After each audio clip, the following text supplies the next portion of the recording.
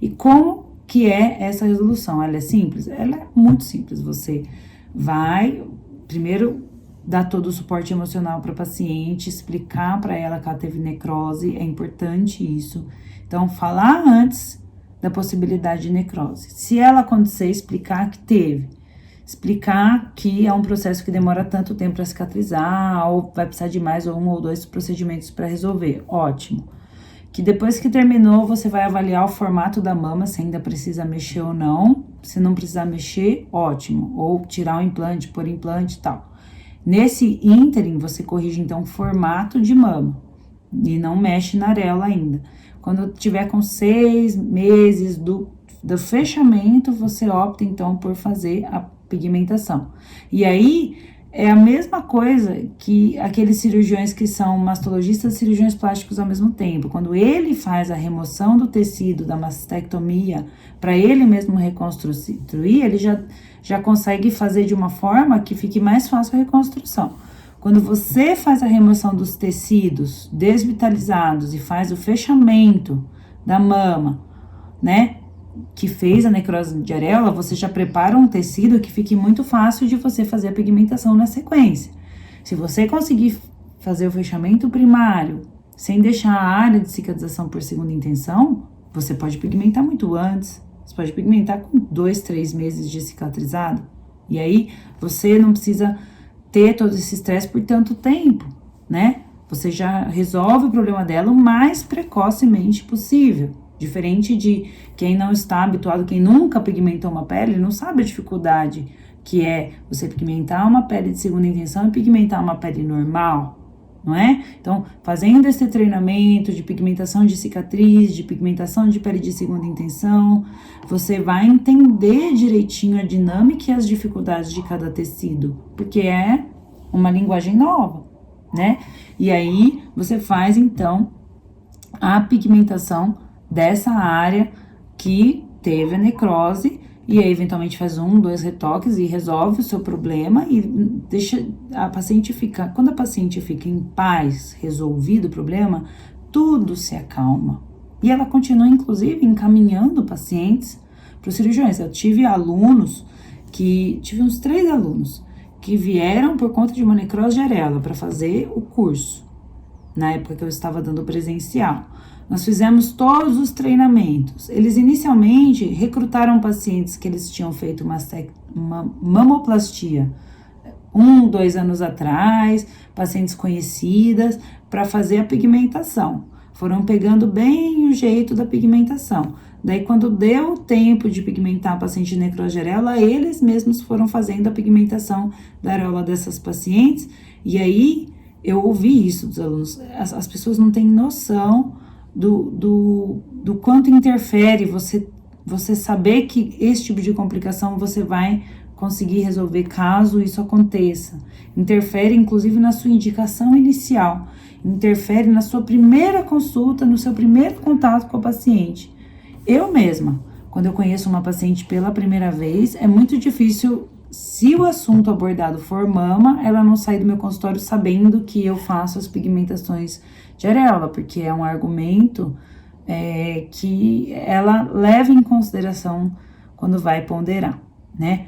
E a necrose de areola, por menos que a gente deseje ter uma, ela é mais frequente no nosso consultório do que a gente, às vezes, gostaria, né? Essa irregularidade, mesmo uma necrose parcial, uma irregularidade de formato, uma regiãozinha que não cicatrizou tão perfeitamente, ou então uma regiãozinha que abriu, que evoluiu com uma hipercromia, que ficou mais retificado e o restante ficou todo arredondado, né? Então, são essas nuancezinhas de resultado que parecem difíceis de resolver, mas que são super simples. E judiação, às vezes eu acho judiação você olhar um resultado de uma paciente que tem 1 ano, 1 ano e meio de operada, e que você deixa com aquela irregularidade, e é uma coisa que se resolve em meia hora, né? Às vezes eu tenho paciente eu faço cosmetria também no consultório, não faço só isso. Então, às vezes, as minhas pacientes, elas vêm, elas fazem preenchedor, botox, aí elas operam, daí elas vêm, aí elas fazem mais procedimento no rosto, aí elas fazem, sei lá, outras coisas na clínica e tal. Aí, quando dá mais ou menos 1 ano e pouco da cirurgia, doutora, parece que ficou uma irregularidade aqui na cicatriz, eu vou aí um dia pra fazer a toxina, aí eu posso passar anestésico, a gente vai fazendo a cicatriz, depois a gente faz a toxina. O procedimento, ele entra dentro da nossa rotina, assim, uma coisa que nem atrapalha o nosso dia a dia, né? E a opção de cobrar ou não, daí é lógico que é pessoal. Eu acabo falando para as pacientes que eu opero, que eu acabo nem cobrando se tiver algum problema, alguma questão. E isso também é outra coisa que às vezes a gente tem que pensar, que quando você tem uma necrose, de uma maneira geral, os cirurgiões que tiveram pacientes que tiveram necrose, quando eles me encaminham, normalmente eles acabam arcando com o custo desse tratamento, né?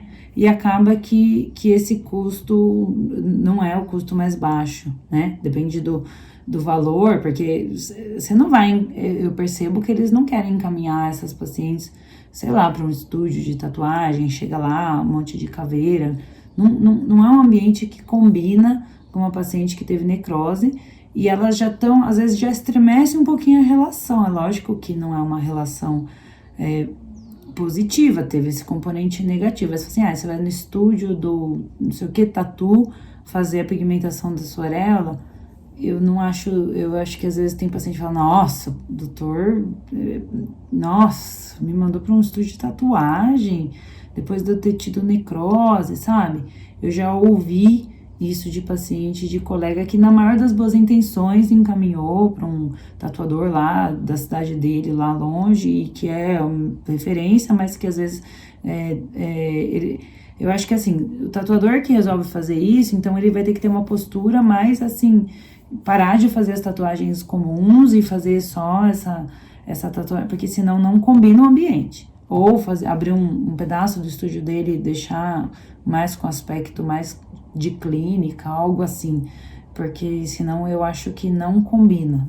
Já é estranho você falar, vai com um tatuador fazer o procedimento, porque a pessoa, de uma maneira, as pessoas, ainda mais velhas, assim, sei lá, 60, 70 anos, tem a imagem de tatuador fazer tatuagem mesmo, tribal, tal, que hoje em dia tá mais na moda, mas assim, pra tratar a minha areola, que eu tive necrose, às vezes você tem que ter uma pessoa que já tem um nome referência, assim, mesmo dentro dessa área na cidade. Então, às vezes eu percebo que esses casos acabam indo mais para micropigmentadora eventualmente.